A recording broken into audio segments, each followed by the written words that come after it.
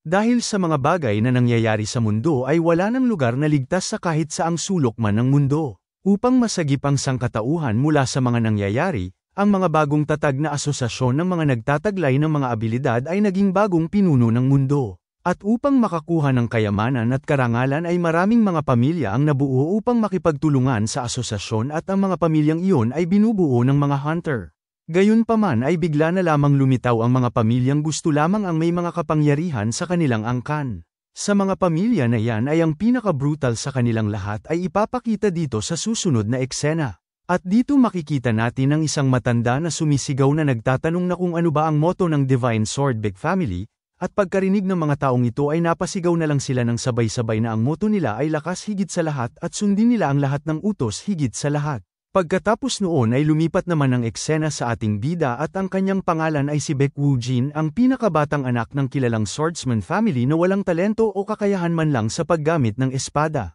Habang siya ay umuupo sa lupa ay may bumabagsak na parang mga kagamitan na nakasilid sa isang sisidlan habang sinasabi sa kanya ng isang ito na kaya siya nandito sa kanyang sitwasyon ngayon dahil napakatanga niya at napakahina niya. Inalipusta pa siya ng lalaking ito at sinabihan siya na dapat mahiya siya sa kanyang sarili na maging parte ng Divine Swordbeck Family at bukod pa dyan ay hindi niya lubos maisip na mas mahina pa daw ito sa mga baguhan at bigla niya namang tinanong si Woo-jin na kung alam niya naman ba ang motto ng kanilang pamilya. Sa katanungan na yun ng lalaki ay agad naman na tumugon si Woo-jin na ang motto ng kanilang pamilya ay ang lakas higit sa lahat at sumunod sa utos higit sa lahat. Pagkarinig ng isang lalaki ay ngumiti naman ito sabay pakita niya ng isang papel at sinabi niya na kung alam niya pala ang motto ng kanilang pamilya ay nasisigurado niya naman na naiintindihan niya kung ano ang nakasulat dito. Ayon sa nakasulat sa papel na mayroong silyo na pula ay utos ito sa pagpapatalsik mula sa Divine Swordbeck Family. Itinuturing daw siya na kulang sa talento para maging bahagi ng Divine Swordbeck Family kaya naman nagbaba sila ng utos upang patalsikin siya mula sa Divine Swordbeck Family.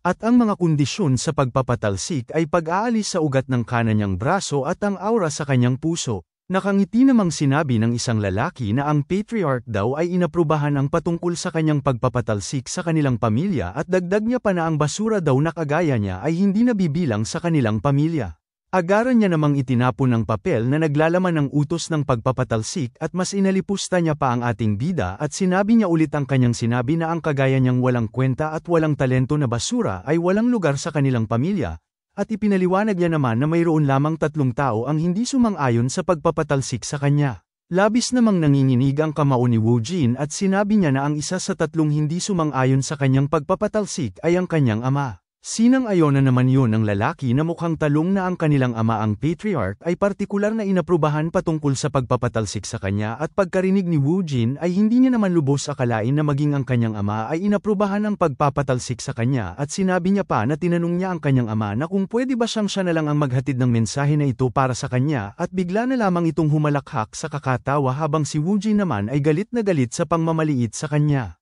Nang matapos na siya sa kakatawa ay sinabi niya kay Woo-jin na kaya niya sinabi na ang kagaya niyang walang talento na tanga ay marapat lamang na itapon sa lansangan at tinanong niya pa ito na kung ano pa ba ang punto sa pagsasanay na kasama sila dahil hindi daw ito makaabot ng rank 1 ng pagiging swordsman sa edad na 24 at tinanong niya na naman ito na kung alam niya ba kung ilan ang kanyang edad nung naabot niya ang pagiging rank 1 na swordsman. Seryoso niya namang sinabi na 14 anyos lamang siya noong maging rank 1 siya sa pagiging isang swordsman at tinawag niya pang honghaang ang ating bida. Agad naman siyang pumalakpak hudyat upang umpisahan na ang pagkuha ng ugat sa kanang braso ng ating bida at aura sa puso nito at sinabi niya na simulan na nila. Pagkarinig ng kanyang dalawang kasama ay agad naman nilang hinawakan si Woo-jin kaya naman laking pagtataka nito at tinanong niya ang mga ito na kung ano ba ang kanilang sinusubukang gawin sa kanya.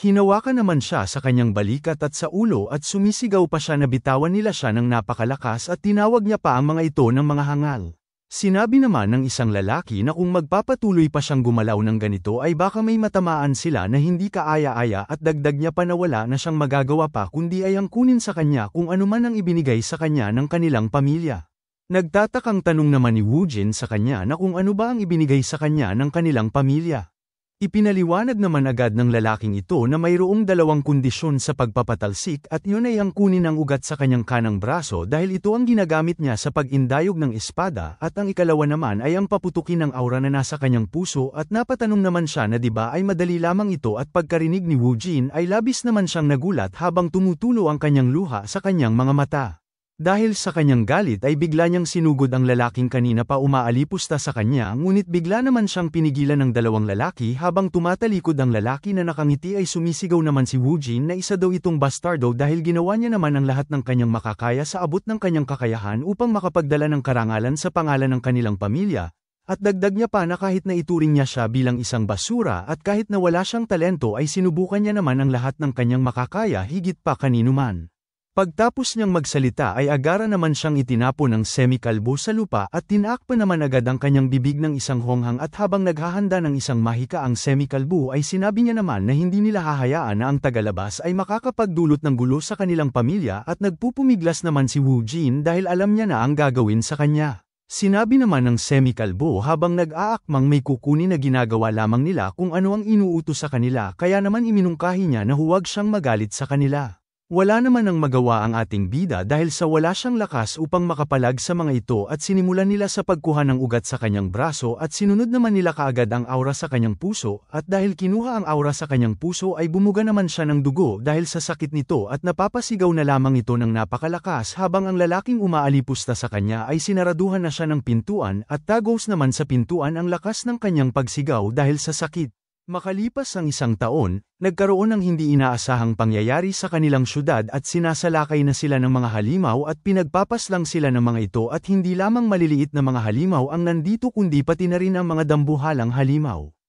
At dito sinusubukang habulin ng mga halimaw ang mga tao kaya naman napapatakbo na lamang ang mga ito at napapasigaw na iligtas sila. Sa kabilang dako naman ay nandito ang ating bida at ayon sa kanya na isang taon na ang nakakalipas ng pinatalsik siya sa kanilang pamilya at dahil sa pangyayaring iyon ay mas naging hindi kaaya-aya ang kanyang naranasan, at sa isip-isip niya na ito na raw ang pinakamasamang nangyari sa talambuhay niya dahil bigla na lamang nagkaroon ng malaking portal sa itaas ng kaulapan ng Korea at ito ang sakuna na kahit ang Ability Users Association ay hindi ito nahulaan na mangyayari. Tumatakbo naman siya dahil napakalaki daw ng mga halimaw at napagdesisyonan niya naman na kailangan niyang makalayo dito sa lugar na ito bago pa man may mangyaring masama sa kanya. Sa kanyang pagtakbo ay bigla naman siyang natigilan dahil napakasangsang ng amoy sa lugar na ito at nakita niya na nakahandusay na nagkalat ang dugo sa kapaligiran dahil sa mga namatay na tao. Hindi niya naman lubos maisip na ang pinili niyang daan ay puno ng mga patay na katawan at may bigla namang dumating na dambuhalang nilalang sa kanyang likuran at pagkalingon niya ay bigla na lamang siyang nagulat dahil ang nasa likuran niya ay isang dambuhalang ogre na nakalabas na ang mga pangil nito habang umiilaw ng kulay pula ang mata nito na nakatingin sa kanya. Hindi niya naman lubos maisip na ang espesyal na nilalang na ito ay lalabas sa portal na iyon at agad namang naghanda ng isang pag-atake ang dambuhalang ogre patungo sa kanya na siyang ikinagulat niya at dahil medyo may kabilisan siyang taglay ay nagawa niya namang makailag mula sa pag-atake ng dambuhalang halimaw. Pagkatapos ng pag-atake ng ogre ay nakita niya naman ang malaking pinsala sa semento at napagtanto niya na ito pala ang lakas ng isang espesyal na nilalang na dambuhalang ogre. Kinuha niya naman ang tubo at nagtataka lang siya na kung magagawa niya bang makaligtas bago pa man makarating ang asosasyon dito at ang kanyang pulso ay may piklet palatandaan na kinuha ang kanyang ugat para hindi na siya makakagamit ng espada at napagtanto niya naman na kahit pa tumakbo siya ay hindi niya naman ito magawang matakasan dahil napakalaki ng ogre na kanyang kalaban. Bigla naman siyang inatake ng dambuhalang ogre at agad niya naman itong iniwasan at habang kuma-counter siya ng pag-atake ay sa isip niya naman na hanggat wala siyang ugat sa kanyang kamay at ang kanyang aura ay hindi niya magagawang mapatay ang dambuhalang ogre at ang tanging niya lamang na magagawa ngayon ay ang piliting makaligtas bago pa man dumating ang asosasyon. Kaya naman ang ginawa niya ay tumalon siya at naglakad sa braso ng dambuhalang ogre subalit lingid sa kanyang kaalaman ay paparating na ang kamao ng ogre sa kanya kaya naman hindi niya na ito nagawang iwasan at tumilapo na lamang siya sa pader. Pagkatapos nun ay napaupo naman siya sa lupa at ayon sa kanya na hindi niya inaasahan na ganun na lamang kabilis ang dambuhalang ogre at pinagmasdan niya naman ang itsura nito at ayon sa kanya na hindi niya gusto mamatay ng ganito lang at naisip niya naman na upang makapaghiganti siya sa kanyang pamilya ay hindi niya hahayaang mamatay siya dito sabay sugod niya patungo sa dambuhalang halimaw ng napakabilis at ang ginawa niya ay ginamit niya ang pader upang makalipad siya ng mataas at nang nasa himpapawid na siya habang papaatake gamit ang tubo ay isinigaw niya naman na hindi niya gustong mamatay lamang ng ganito. Habang nasa himpapawid siya na papaatake sa dambuhalang halimaw ay naaalala niya naman ang sinabi ng lalaki sa kanya na ang basura daw na kagaya niya ay hindi nararapat na manatili sa bek na pamilya at ang sarili niyang ama at ang patriarch ay inaprubahan ng pagpapatalsik sa kanyang sariling pamilya dahil napakahina niya at basura na walang kwenta na talunan at walang talento na kagaya niya ay walang lugar sa Divine Sword Bek family. Bigla namang nanghina ang pagkakahawak niya sa tubo na ipapalo niya sana sa dambuhalang ogre dahil bigla niyang naalala ang sinabi ni Baek Hujong sa kanya bago pa man siya mapatalsik sa kanilang pamilya at ang mga sinabi daw ni Hujong na tumatak sa kanyang utak ay ang sinasabihan siya nito na wala siyang puwang sa kanilang pamilya at hindi niya naman masasabi kung ang kanyang lakas sa kanyang kamay ay dahil sa naputol nitong ugat o bigla ang nakaramdam ng kahihiyan dahil sa naalala niya ang sinabi ni Hujong sa kanya na tagos sa kanyang puso. At dahil doon ay inatake siya ng dambuhalang halimaw, gayon pa man sa puntong binabasag ng dambuhalang ogre ang kanyang bungo ay mayroon lamang siyang isang kahilingan sa kanyang utak. At ayon sa kanya na kahit man lang ay bigyan siya ng kahit isang pagkakataon at bigla namang may lumabas sa sistema na nagsasabing kinukumpirma ang pagiging tugma ng isang target. At ayon rin dito na magsisimula siyang tahakin ang landas ng libo-libong espada. Ginagawa na rin kumonekta ng ating bida at ng tinatawag na Magic Sword Blackstone at nang matapos iyon ay nakatanggap naman siya ng titulong tinatawag na Magic Sword Owner. Maya-maya pa makalipas ang ilang sandali ay bigla na lang siyang nagising sa kwarto at parang mas naging bata ito kaya naman labis ang kanyang pagtataka dahil ayon sa kanya na dapat ay namatay na siya dahil pinatay siya ng dambuhalang ogre na yun. Bigla niya namang tiningnan ang kanyang kamay at napatanong na kung nananaginip ba siya ngayon dahil hindi niya naiintindihan ang kasalukuyang sitwasyon ngayon dahil ang piklat sa kanyang pulso ay nawala ito at ito ang kanyang kwarto sa Divine Sword Bek family at hindi lamang yun dahil bahagya niyang nararamdaman ang kapangyarihan ng kanyang ugat at ang aura at nang walang ano-ano bigla namang tumunog ang cellphone sa kanyang tabi at nag-alarm ito at ngayon ang oras ay 6:00 na ng umaga ng 2020 at may pamagat na oras na para sa kanyang pag-eensayo. At pagkakita niya ng petsa ay doon niya na napagtanto na bumalik siya ng 10 taon sa nakaraan.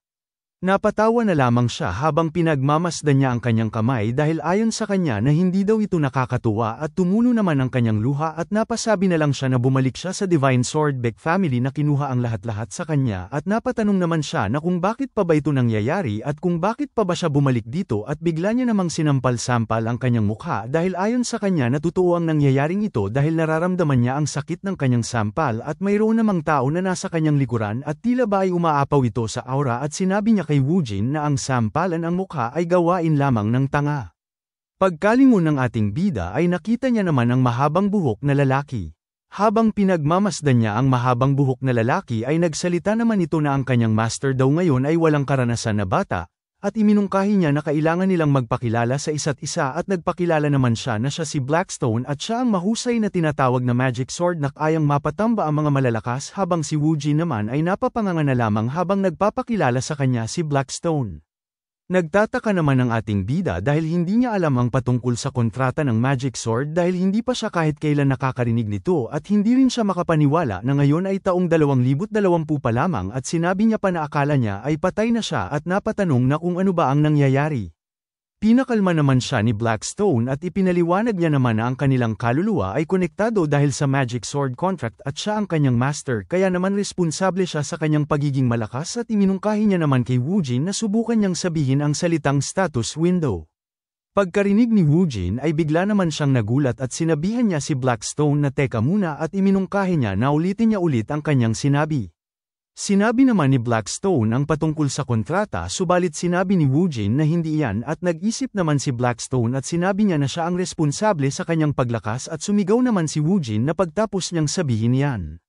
At sinabi naman agad ni Blackstone ang patungkol sa status window. Nakumpirma naman ni Woo Jin yun kaya naman agad siyang naglakad sabay sabi niya na ngayon ay alam niya na panaginip lamang ito at pagkakita ni Blackstone ay nagtatakang tanong niya naman na kung ano ba ang kanyang ginagawa at kung naiintindihan niya ba ang kanyang sinasabi. Sagot naman ni Woo Jin na baka ang pangyayaring ito ay kapareho ng pagbabalik tanaw bago siya mamatay ngunit wala naman siyang naaalala na kagaya ng pangyayaring ito. Humiga naman siya at napatakip siya ng kanyang kumot at ikwento niya na si Baek Ho-joong daw ay mahusay dahil nagtalaga pa daw ito ng kung sinong tao upang i-prank siya. Pagkarinig ni Blackstone na sinabi ng ating bida ay tugon niya naman dito na hindi siya isang tao at dagdag niya pa na hindi niya inaasahan ang ganitong reaksyon kaya naman parang iniisip niya na ang pangyayaring ito ay hindi totoo at iminungkahi niya na subukan niyang sabihin ang salitang status window at sa pamamagitan nito ay maiintindihan niya ang lahat. Hindi pa rin siya makapaniwala dahil ang inaakala niya ay pinaprank na naman siya ulit ni Ho-joong. Napangiti naman si Blackstone pagkarinig niya at tinanong niya ang ating bida na kung si Ho-joong ba ang kanyang kinatatakutan at pagkarinig naman ni Woo Jin ay nanlaki naman ang kanyang mga mata at sinabi pa ni Blackstone sa kanya na si Ho-joong daw ay isang taong pagbabayar niya dahil sa kahihiyan na kanyang natanggap at ang taong gusto niyang higitan at lampasan at tinanong niya ito na kung tama ba ang kanyang sinabi at kung sa gayon ay tutulungan niya siyang makapaghiganti. Nang marinig yun ng ating bida ay kinumpirma niya naman na kung posible ba na mangyari yun. Masayang sagot naman ni Blackstone sa kanyang katanungan na oo naman dahil wala nang makakalampas sa kanyang lakas at yun ang rason kung bakit nagawa ang kontrata subalit mayroon lamang isang kondisyon at yun ay ang pagkatiwalaan siya.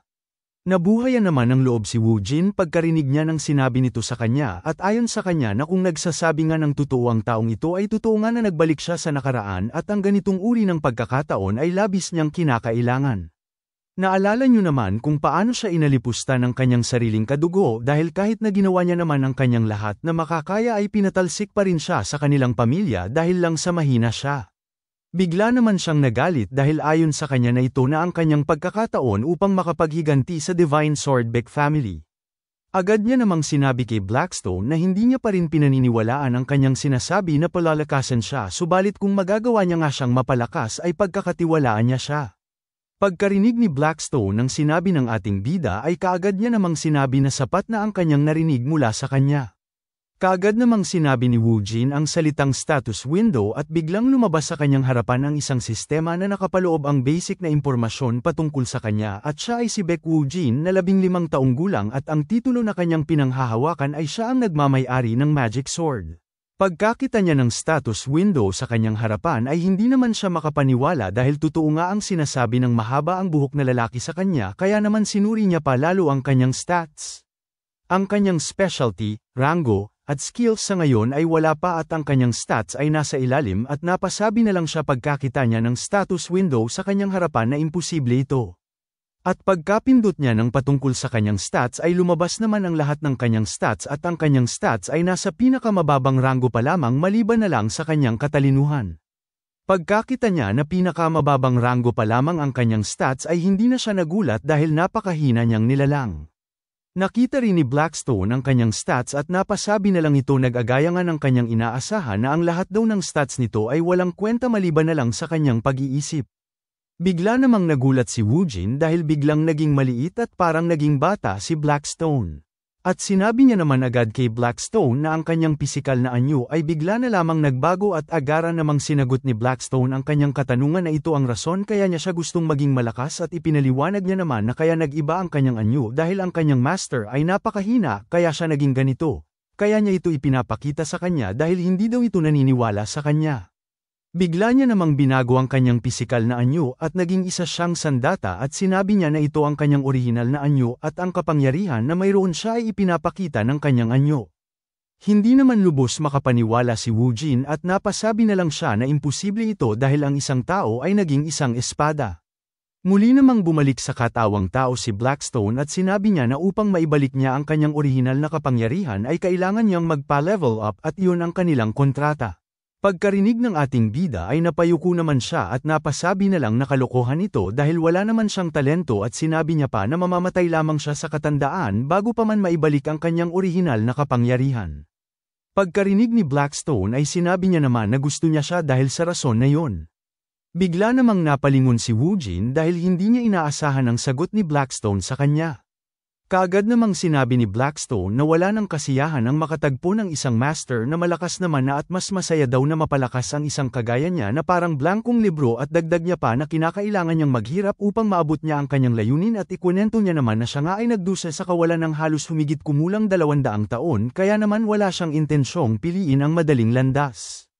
Napaisip naman si Wu Jin na baka binigyan siya ng pagkakataong bumalik sa nakaraan para lang bigyan siya ng isa pang pagkakataon. At bigla niya namang sinabi kay Blackstone na gagampanan niya na ang Magic Sword contract nilang dalawa. Pagkarinig ni Blackstone ay napangiti na lamang ito at sinang-ayunan niya ang sinabi ni Wu Jin at tinawag niya itong bago niyang master. At pagkatapos nun ay agad namang binuksan ni Wu Jin ang kanyang sistema dahil napagdesisyonan niyang sisimula niya na ang kanyang unang hakbang sa pagpapalakas. Nakalagay sa titulo ang stamina is national power o ang tibay ay pambansang kapangyarihan. Ang hindi handang swordsman ay walang karapatan na humawak ng espada, at sa pamamagitan ng pagsasanay ay ang kanyang stamina at katawan ay ang maging kondisyon hanggang sa makakaya niya ng hawakan ang isang espada. Ang benepisyo naman na kanyang makukuha sa pagtanggap sa quest ay ang kanyang stamina at pisikal na karanasan ay tataas ng husto at ang kanyang gantimpala na matatanggap ay 300 na puntos at ng isang titulo.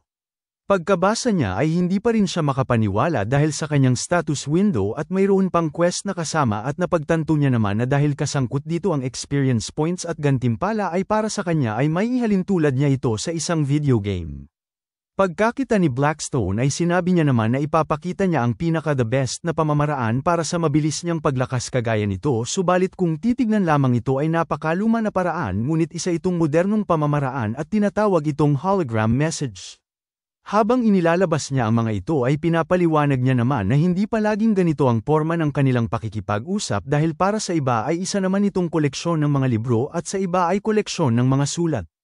Ang pamamaraan ng nagmamay-ari sa pagpapalakas ay hindi importante kahit na ito ay magkakaiba dahil pareho lang naman ito. At agad niya namang sinabi sa ating bida na patuloy na hinahamon ang limitasyon ng walang pahinga at kung susundin niya kung ano ang kanyang sasabihin ay kahit na ang mahina na tulad niya ay tatawaging henyo. Nagtatakang tanong naman ni Wu Jin sa kanya na kung bakit sa lahat ng tao ay siya pa ang kanyang pinili dahil makakahanap rin naman siya ng ibang tao na kagaya niya sa kahit saang sulok ng mundo.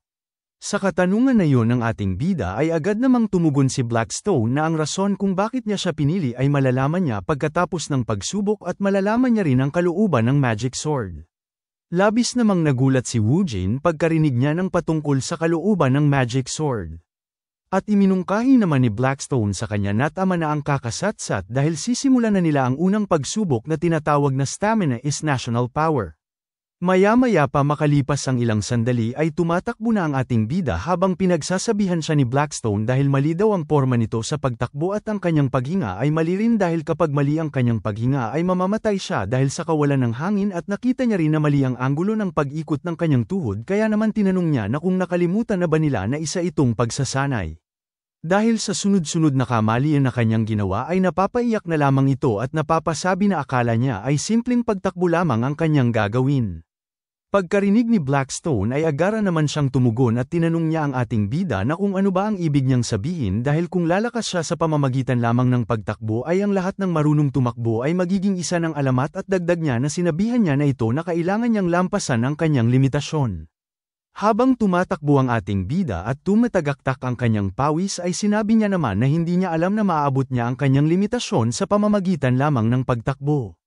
Pagkarinig ni Blackstone ang kanyang sinabi ay iminungkahi niya naman na tigilan niya na ang kanyang walang kwentang pagrereklamo sa mga bagay at ayusin niya ang kanyang porma dahil ang punto dito ay kinakailangan niyang maperpekto ang kanyang porma. Habang patuloy sa pagtakbo si Wu Jin ay patuloy rin siyang pinagsasabihan ni Blackstone kapag may nakikita siyang mali sa mga galaw nito at dahil sa walang tigil na pagsasalita ni Blackstone ay nagreklamo naman ang ating bida at iminungkahi niya na tumigil na siya sa pagsasalita subalit kahit na nagrereklamo siya ay patuloy pa rin siyang tumatakbo at sinusubukan niyang lampasan ang kanyang limitasyon at nang makita ni Blackstone kung gaano ito kapursigidong lumakas ay ayon sa kanya na kahit saan niya mang tignang anggulo ay napaka-interesado talaga ng kanyang master at napapatanong sa kanyang isipan na kung ito ba ang rason kung bakit ang lahat ng kanyang stats ay mababa maliban na lang sa taglay na katalinuhan nito. Bigla na lamang napadaan ang ating bida sa isang lalaki at hindi naman makapaniwala ang lalaki dahil hindi niya ito nakikita na nag-eensayo ng espada ngunit ngayon ay nagtataka lang siya na kung bakit ito tumatakbo ngayon. Habang tumatakbo si Wu Jin ay binibiro naman siya ni Blackstone at tinanong niya ito na kung naglalakad lang ba siya ngayon dahil nakikita niya ang kanyang mga paa at nang marinig yun ni Wu Jin ay bigla naman siyang sumigaw na tumatakbo siya ngayon. Habang pinagmamasdan siya ni Blackstone ay nakikita niya naman dito na mayroong itong umaalab na damdamin sa isang bagay at naisip niya naman na parang may kaugnayan ito sa tinutukoy niyang tao kanina na si Baek Ho-joong. Bigla naman siyang nagulat at dahil doon ay nanlaki ang kanyang mga mata dahil nakikita niya sa katawan ni Wu Jin na punong-puno ito ng galit at puot. Hindi naman siya makapaniwala na punong-puno ng galit at puot ang katawan nito dahil ayon sa kanya ay hindi ito maaari kaya naman napatanong siya na kung posible ba ito sa kagaya niyang 15 na taon na gulang pa lamang. Habang nag-iisip siya ay hindi niya naman napansin na nasa likuran niya na ang ating bida na hingal dahil tapos na siyang tumakbo.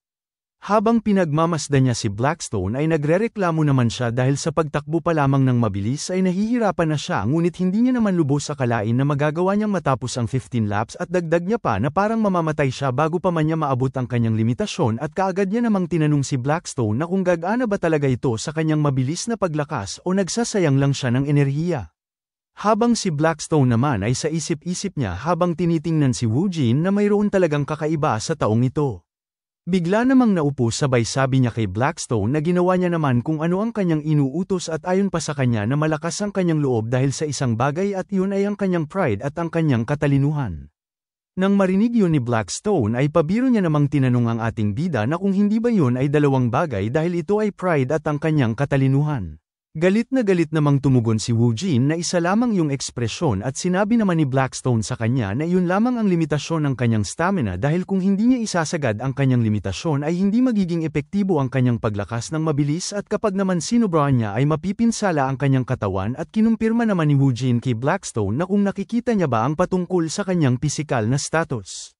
Mayabang naman na tumugon si Blackstone at sinabi niya na nakikita niya ang lahat-lahat mula sa kanyang pagkatao hanggang sa kanyang ugali dahil konektado siya sa kanyang kaluluwa kaya naman nakikita niya ang lahat-lahat at kaagad niya namang iminungkahi na tignan niya ang resulta ng kanyang naisagawang pagsasanay.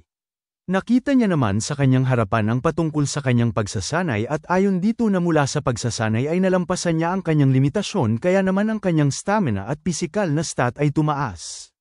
Habang tinitignan niya ang kanyang sistema ay sinabihan naman siya ni Blackstone na sinabi niya sa kanyang sarili na wala siyang talento subalit siya ay nagkakamali dahil mayroon siyang pride at katalinuhan na pareho namang isang talento at kakayahan. Pagkarinig ni Wu Jin ng sinabi sa kanya ay bigla namang namula ang kanyang pisngi at pinagmasdan niya ang kanyang mga kamay sabay sabi niya na ito ang kauna-unahan niyang nakarinig ng isang papuri at ito rin ang kauna-unahang pagkakataon na makaramdam siya ng isang gantimpala mula sa kanyang paghihirap. Nang marinig yun ni Blackstone ay napangiti na lamang siya at napasabi na isa nga talaga siyang 15 taong gulang kaya naman iminungkahi niya na tapos na ang kanilang pagsasanay ngayong araw. Bigla namang nagunat ng buto ang ating bida sabay tanong niya na kung tatakbo pa ba sila ng ilang laps pa. Hindi naman makapaniwala si Blackstone dahil sa kanyang narinig na sinabi ng ating bida dahil sinabihan niya na ito na mapipinsala ang kanyang katawan kapag nasobrahan siya sa pagsasanay.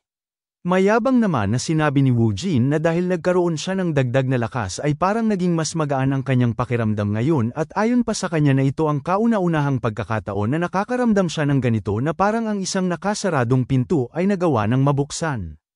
Hindi naman lubos maisip ni Blackstone dahil hindi karaniwan na mapapataas ang stat sa loob lamang ng kalahating araw subalit nagagawa rin itong mapalakas ang kanyang katawan. Bigla niya namang pinigilan si Wu Jin dahil baka mapinsala ang kanyang katawan.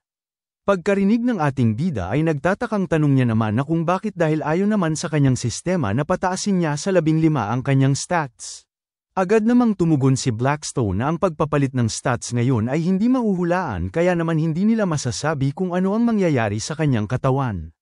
Pagkarinig ng ating bida ay nagtatakang tanong niya naman na kung hindi niya ba alam na tumaas ang kanyang stats.